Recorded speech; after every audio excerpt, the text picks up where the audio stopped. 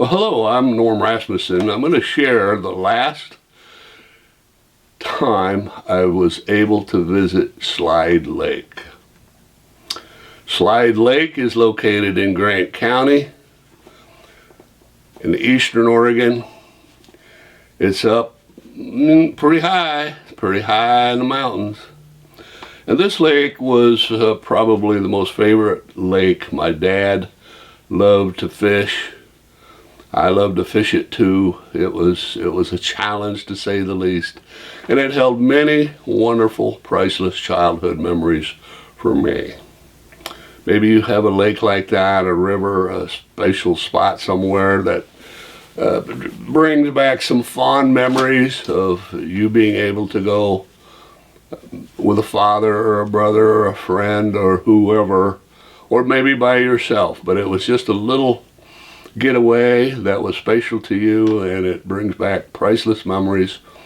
Well, I'm pushing 80 years old and my memory's not as good as it used to be, so I thought I better capture this so that when I get 100 and have lost much more of my memory, hopefully not, but you never know, it's already going downhill as I speak here. So in late November of 2006, my wife and I went out to Oregon to attend a funeral of my brother-in-law, Jerry Cheadle, and there was no snow on the ground when we first went out there, but it was forecast that snows were going to come in, and I had my dad out. He was 102 years old. We were out for a ride out near Prairie City area, and I was just reminiscing over some of the memories of going into Slide Lake when we, many years younger, and I don't know, something hit me when I was talking to my dad. I says, Dad, I would love to go up there, just take one last look at it, because my health is not going to allow me to make that climb much anymore. And I don't get out here from Michigan to Oregon very often, so if I'm going to do it, I better be doing it pretty soon. And so long story short, that the next day I decided I was going to go up there for the day just to take one last look at it. I grabbed a little fish rod, had 8-pound test line on it, took some flies. I didn't want to mess with artificial bait because I didn't think the lake would be open. I assumed it would be frozen. But anyway, that's what I packed for fishing gear. And took flashlight, took a couple of big tall garbage bags for survival if I needed to stay overnight, or just to stay somewhat warm to survive, and sandwich or two, something light. That's all I had. And I had tennis shoes on. I didn't take any leather boots, any hiking boots with me. But I was hoping I'd get up there and back before the snows came. So I got up early the next morning, 3, 4 o'clock in the morning, and hopped in the car and started. I was staying at my sister's house there in Mount Vernon, a few miles west of my hiking location, the Strawberry Mountains there. So as about halfway there, getting toward Prairie City going east on Highway 26, snowflakes started coming down. Not really heavy, but they started coming down. I thought, oh boy. Well, I'll drive up to the Strawberry Mountain parking area and see how much snow we have, and probably we're going to have to turn around and come back home and call this off. Well, drove on up there, parked the car at the Strawberry campgrounds, and there was maybe a 1/4 inch of snow. It was a little wet coming down, and so I thought, I'm going to do this. So off I went Now, just to give you a little more detail here, for those of you who may not know that part of Oregon, maybe you've never been up to Strawberry Lake, but there's a well-kept trail always going up to Strawberry Lake once you leave your car. And I don't know now, it might be a mile or so, and it can be some steady climbing. But you get about halfway roughly to Strawberry Lake, which is a much bigger lake than Slide Lake, and a beautiful lake, so picturesque, and so many wonderful memories of going up there at Strawberry Lake with family and friends. But you get up there about halfway, you're climbing up into the mountains and along the path and then you have an intersection, and this intersection, another path branches off your main path, and it's got a lake, says Slide Lake, sign, says Slide Lake. And so you take that, and that has 3 big, long switchbacks as it goes up the side of the canyon. You go a ways, it turns around, and so it snakes 3 switchbacks, what we call them, took you up to the top of the canyon. And that was where we would normally be when my dad and I, or my brother Floyd, sometimes he went with us. We would try to be there just at daybreak at the top of the canyon. And we'd take a break there, 15 minutes or so, rest our legs, and watch the sun come up. Usually if we timed it right, we could be there just as the sun was breaking, and we could see the sun rising over the mountains to the east. And always in the late 50s, early 60s, before I left that country and went off to the military, there would always usually be a few huge record mule deer bucks feeding. And we could sit up there and wait, and then they would feed up into old brush, shrubbery that they would eat. And we saw some huge bucks. And all the way, just a little backstory there, all the way from that top of that ridge, following the trail then up the other side of the canyon, going higher all the way up to Slide Lake, you would see a number of huge record mule deer racks. If you went up there in later July or August, which usually you waited that long for all the snow to melt off, and fishing would be the best when the water was warmed up. Flies would be, available for the trout to jump and eat. So yeah, and they had to have some later July to August time frame before the bucks would be branching out. Most of them, had full racks. They just hadn't polished off all of the fur on them yet. But they would be huge racks. You don't see that anymore. They killed all the mule deer off almost many years later, and now you see a little spike or forkhorn. If you went up there, a doe or two, you'd be lucky. But that's another story too. So anyway, by the time I get up to the top of the ridge, it isn't daybreak yet. I huffed and puffed and got up there, and I had still maybe an hour, at least an hour, if not longer, of darkness yet before the daybreak would come. And boy, the wind was blowing up there, and the old snowflakes were driving through you, and the wind, wet snowflakes, wind was driving through my body, and it's like, I'm not stopping here. I'm going to keep going. I'm going to retain my heat, and if I get slowed down, I'll have a little extra time. So you just start going down, not far. When you're at the top of the canyon there, and you start going down, there's actually a fork, and there's 2 different trails. Now, it had been years, 15, 20 years since I had been up there previous. And I had kind of forgotten this, but a lot of it, the snowflakes were so big, and it was snowing so hard that you couldn't even see easily the branch where these 2 trails took off. Somehow I missed the sign that said Slide Lake, which was always the trail we took, and it was a higher trail going up the canyon to get up to where the lake was. I took a lower trail that was downhill, very easy to go downhill.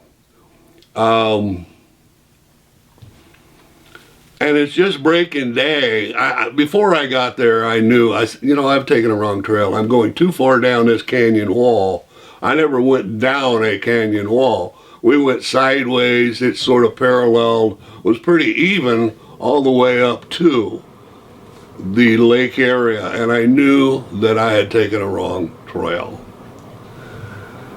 But I had slipped and fallen and wrenched my right knee. Now you gotta stop, because I knew I had a bad knee there that was weak. Stories behind all that, won't get into right now. And that did not help. And I thought, oh man, surely there is an intersection down this trail that will take me back up the canyon to Slide Lake. So I get down about daybreak and I hear water, gushing water, and I thought, I never heard gushing water on the trail we always took to Slide Lake when, years previous. Pretty soon it came to a little river, fast moving stream, a little bridge across it, and I thought, oh, no. I'm down below Slide Lake. This is the stream that empties out of Slide Lake and goes down into the rugged canyon below. So, I have wasted a lot of time, I told myself. Now I gotta stop here too and share, as I was walking the trail to this point, snow was accumulating, a lot of snow. There was couple inches of snow by this time on the ground, and it was accumulating pretty good. And by dark, with my flashlight walking down, there were fresh tracks crossing the trail. There was some mountain goats, mountain sheep they have up there. There was some couple of bear tracks, some number of bobcat tracks, and a couple of cougar tracks. Pretty fresh cougar tracks. Now, a friend of mine who had maintained that trail years earlier, he was a school teacher there in John Day. He would work for the Forest Service, clearing that trail, the trail up above mostly, for a number of summers. He had a horse that he could trust, and I had called him and asked him if he knew anything about the trails that night before leaving, and he said, I haven't been up there in a number of years. He said, I couldn't tell you what those trails look like at all now. He said, probably not in good shape, because I don't think the Forest Service is paying anybody to clear them anymore. Everybody comes in from the west side, drive right up to the top of a canyon, and then they walk down to High Lake, and then from High Lake they can walk up around and eventually, with some rugged walking, get to Slide Lake from the west side of Slide Lake area, if you want to do that. Because most nobody goes up from Strawberry Mountain side, Strawberry Park side anymore. No, okay. So he said, but you're going up there tomorrow, you think? I said, let's see how much snow we got. I think I want to do this. He said, well, you have a handgun? You got a firearm to take with you? I said, no. He said, man, you don't want to be up there. You do not want to be up there alone, especially when it's dark, without a firearm. He says, we've got a lot of bear here in eastern Oregon, and the cougars are increasing, and they're starting to get closer and closer to humans. And he said, I would no way go up there without a firearm. Well, I didn't have access to a firearm. So I thought, well, I'll just take my chances. So here you are, I'm looking at these. Bear tracks don't scare me as much as the cougar tracks did. That started making me nervous, and I thought, oh, Lord. And fear started coming over me. It's like, I'm not afraid of a whole lot of anything out there in the woods. I was born and raised a mountain boy, survived in them, hiked in them day and night. I was pretty confident of my ability to handle about any situation. But growing up as a kid there, we didn't have cougars. They had almost killed all the cougars off. And what few black bear we had, they'd stay in the high mountains because they wanted to stay away from humans. Well, seeing these cougar tracks, I'm starting to get fearful, and I'm asking God, what, how far do I push this? And I thought, well, I know it was God speaking to me after I asked him. It's just sometimes, you don't always know if it's God speaking to you. I figure, what do you lose? So I started singing worship songs, Christian worship songs, as loud as I could sing them. Praise and worship songs. And man, it was echoing up and down that canyon. I gave it all the volume I could, and I thought, you know what? I'm going to put the fear into these bears and cougars. They're going to think some madman is up here, drunk madman, probably with a gun. And we're going to stay away from him. That was my thought. And so, come daybreak, I figured most everything that was above me had come down into the lower elevations, which is where they would stay the rest of the winter, of course. And no cougars or bears tried to eat me. So the praise and worship at high volume worked. So here I am down there at the little river coming down the mountainside, roaring and crystal clear water, freezing cold. I go back up a ways, and then I see an intersection, and I see a sign that says campground area right, Slide Lake to the left. I said, great, there is an intersecting trail. So I start walking up that trail. Well, with wet tennis shoes, hurting knee that was killing me, hobbling along, dragging that thing. I thought, oh, Lord, I can't be that far from Slide Lake. I'm going to try to do this, but I'm praying, God, should I do it? Is it wise to do it?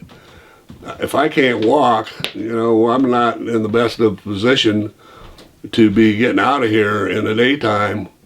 My sister knows, everything about all this. They can send in rescue, but I'd rather not have to do something like that. So I didn't hear God say, no, turn around, go back to your car. So I decided, all right, we're going to try it. So we went up, and it was steep, it was slick, knee was hurting like crazy, but I got up there, and here I was at Slide Lake. About a half of it was frozen over. About half. I was amazed, but that's what I found. So I went up to the far west side of it where there was some open water and tried to tie a fly on that fishing rod, and my hands were so frozen I couldn't tie a simple knot through a fly to cast out there. Besides that, I was shivering cold. My feet were freezing cold, and the wind chill was down, and oh man, I wanted a fire so bad, but I thought, I don't have time. Now, this is now about noon, and I thought, I'll take a few pictures and get down out of here, because snow was coming down, it lightened up a little, but the wind chill was, So I took a few pictures. I took a number of pictures going out because up above me were our rock cliffs as you get up higher on and sunshine sometimes would poke through the clouds and hit icicles up there, and they have a lot of algae, blue, orange, reddish, yellowish algae on them. And the icicles was just glistening off of that. Oh, it was like something in heaven. It was just so gorgeous. I'd never ever seen anything in Oregon like that. So I'm taking pictures only to find out the camera froze up and didn't capture any of it. But on this upper trail that I take back, they had not cleared it in years. And there were some big trees and small trees blocking that trail. And it was all I could do sometimes to get over them because my knee was hurting so bad just to be on it. By the grace of God and help of God, I got back up to the top of the canyon at the end of that trail. So now you're back up at the top and freezing cold. Oh, knees hurting so bad. So I got down and I got those garbage bags out of my pack and went down underneath some limbs and out of the snow and the wind a little bit. And covered my head up and I fell asleep. Oh, it felt so good. Just take pressure off that knee and I was totally exhausted.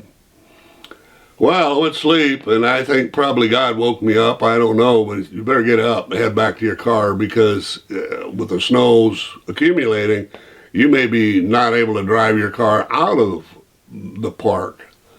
Yeah. So down I went, which was okay. You know, the 3 switchbacks and on and down. The trail was good. It was easier going. Couldn't go very fast. Had to limp. You know, my leg was hurting so bad. But got back in the car about half hour before dark and saw a huge buck heading on down the lower. Saw that, you know, in the headlights. That was cool. But that was it, and it was a priceless day, a memory I hope that I'll always be able to remember. And I wish my dad could have been with me, or my brother Floyd, or my brother Dale, anybody, you know, to enjoy it.